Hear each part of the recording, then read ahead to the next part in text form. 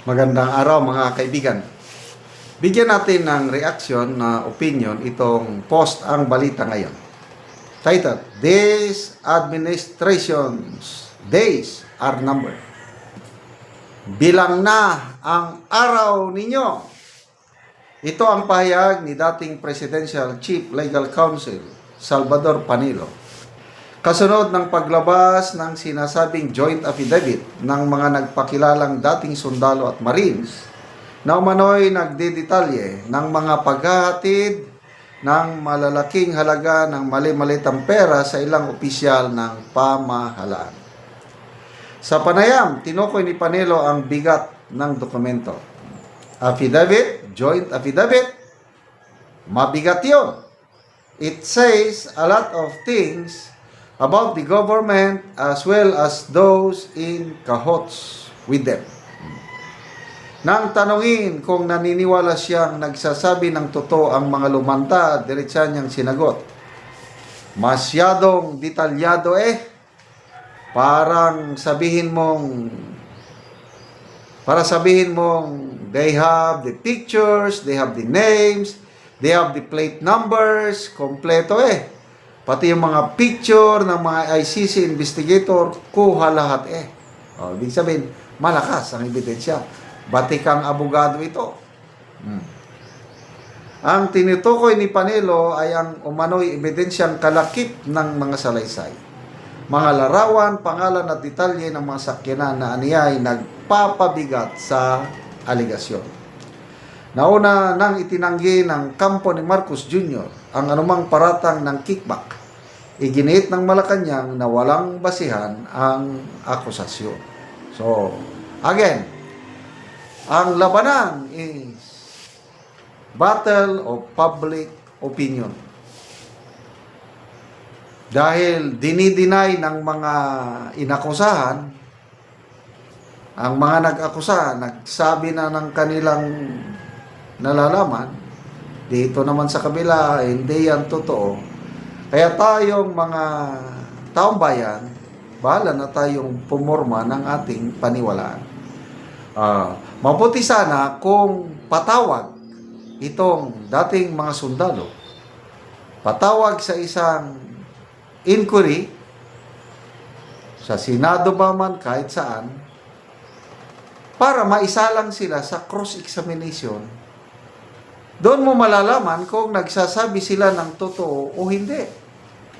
Katulad ni Master Sergeant Orly Gutesa, nag-iisa lang siya noon na lumantad, wala siyang dalang ebidensya, kundi salaysay lang. Question pa yung kanyang affidavit, peke daw ang perma ng notary public, so binaliwala. Ito ngayon, 18, dating kasamahan ni Orly Gutesa, nag-deliver ng mali-malitang pera. May mga ebidensyang inilakip. So, sa aking obserbasyon, base sa mga comments, reaction sa social media, mas marami ang naniniwala. Okay. So, itong pahayag ni Attorney Panelo, 22,000 ang nag-react, 16,000 ang nag-like, 4,300 ang nag-love. So, halos 20,000 ang pabor sa sinabi ni Atty. Panelo, 990 lang ang tumatawa. So, nasa more than 90% naniniwala kay Atty. Panelo. Less than 10% ang hindi sumasang-ayon sa kanya. So, pabor ito sa Okay, basa tayo ng mga comments. Victor Perez, the truth will prevail because God cannot permit continuous evil doing in this government. Yes, agree ako niyan. Yolanda Rosales, no matter how deep you bury, the truth will find its way to surface. Kaya nga, lumalabas na ngayon Dalia Clement, when you play around, it goes around. When wise become fool, sabi ni Ed Habla. Ed Ab, correct. their Marcos administration days are numbered. Maybe 30 days next month or the months after. Kung abutin ng hanggang 2028, hindi okay lang. Magtiis na lang tayo. Noel Godinez, now the world will see the true meaning of ICC, International Kangaroo Court. Number, more or less 800 days before 2028 election. Yun ang sinasabi ko. Kapit toko ang mayan, hindi yan aalis sa pwesto. Kaya lang, kung ang Diyos nang gumalaw, wala silang magagawa. So, hintayin natin ang galaw ng Diyos. Noel Langahid, the boat is sinking. Mark Jason, kakapit, you will sow what you reap. The truth will come to light. Yes. Karma is real. Truly, there is God who sees the truth. Sabi ni Bilitor Josabin. Eduardo de Vera, the past history of this country could be repeated once again in different aspect. Okay. Yung EDSA anniversary noong February 25, nagsalita si Professor Winnie Monson. Dahil nasaksihan niya yung EDSA 1. Sabi niya, ang pinakakurap sa ating history ay Marcos at Marcos. Sabi niya. Marcos Sr., korap na dati. Ngayon, mas kurap ang Marcos Jr. Ganon ang ano. Kaya lang nakakatawa ang mga kakamping o dilawan.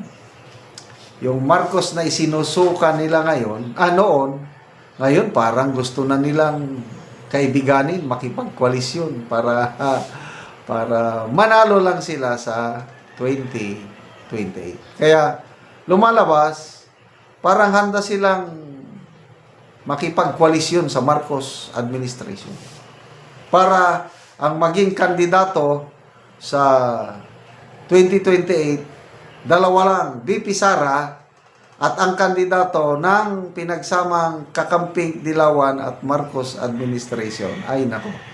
Sige, tingnan natin kung kaya ninyang bumuo ng united candidate para kay VP Sara namin. Okay, salamat mga kaibigan sa inyong pagsubaybay sa ating channel. Nakakatulong kayo ng malaki sa tribong talanding ng Bukidnon dahil ang sweldo natin sa channel na ito is pantulong po sa tribo. Namimigay tayo ng libreng yero at pako para makapagpatayo naman sila ng mas maayos na tirahan. Panoorin nyo ang video na ito. Karon mag-atok na gyud si Kuya. Kuhaon na niya ang ngero nga buslot ni nanay daw.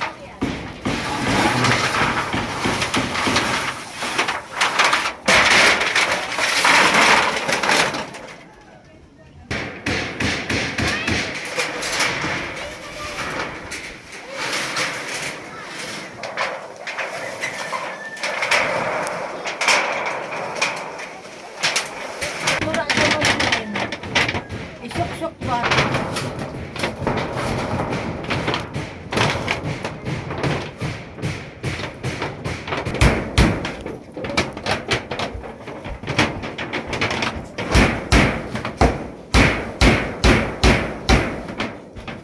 Karon naman na gyud ang pag-atok ni Kuya balay.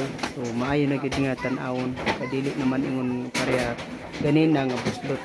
Karon naman na gyud sa pag-atok. So maayo na nga tan-awon dili na pareha ganina nga mabuslot. Salamat sa Ginoo nga ining kuan hinabang o kuan abi na sa nagkuan ani. Daghang salamat. Inaot unta mo para ning hinabang kay daghang pang nagkinahanglan pareha sa amo Oo. pobre. Pila kuya imong anak? Isa Isa pa. So unsa imong trabaho karon niya? Silipro Sumepro. o So kada adlaw kada ka trabaho. taga-adlaw. Mm. Domingo ang may trabaho po. Domingo pahulay. So makasuporta na sa imong mga anak kuya. Suporta mo yun. Ura gid pagpalit og bugas unsa pa dek kinahanglan. Bugas ra gyud ang mga kuan kuya, mga port. Bugas ra gid. Sa panangyero kuya nga pangatop. So Wa na gid mabajitan. wala na nabudgetan. So igo lang sa pagkaon imong trabaho kuya. Igo ra gid sa pagkaon ug napagid binulan nga motor. Oh, salamat kayo kuya.